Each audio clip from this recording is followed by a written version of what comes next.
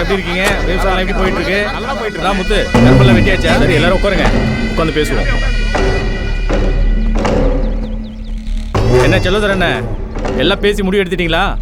ஒரு மனதான் உங்க தம்பி சேகரையே வேட்பாளராக்கலாம்னு நினைக்கிறோம்னே.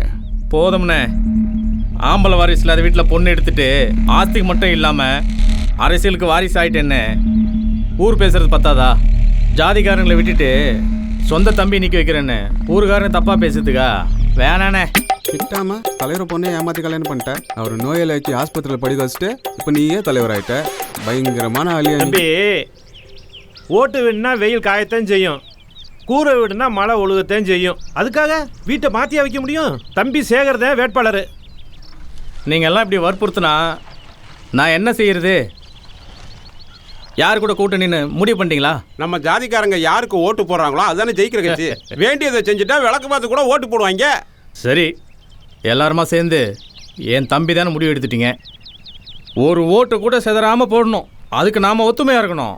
நம்ம ஜாதிக்காரங்களுக்கு எந்த ஒரு பிரச்சனைனாலும் சரி உசுரை கொடுத்து காப்பாற்றுவனே. அது போதும் தலைவரை, நம்புகிறோம்.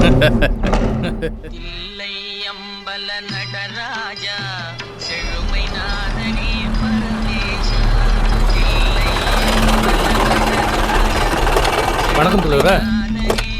எப்படி இருக்கீங்க? வணக்கம் சக்தி அண்ணே. வணக்கம் வணக்கம். பார்த்து ரொம்ப நாள் ஆச்சு. நேரம் போடணும்ல. சிகரெட் சண்முகம் அண்ணே, சிகரெட் வாங்கிட்டப்பா. சரிங்கண்ணே, வாங்கிட்டு வந்துடுறேண்ணே. என்ன சக்தி அண்ணே, தலைவர் ராஜதுரை கேஸ் என்னாச்சு? அப்பீல் போட்டிருக்குண்ணே. ஃபர்ஸ்ட் அவனை பார்த்து பெயில்.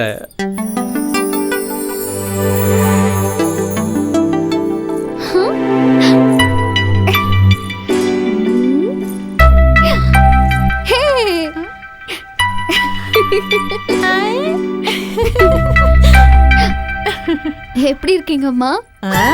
நீ நல்லா இருக்கியாம்மா? நல்லா இருக்கேன். நான் போறேன். வரேம்மா. சரிம்மா.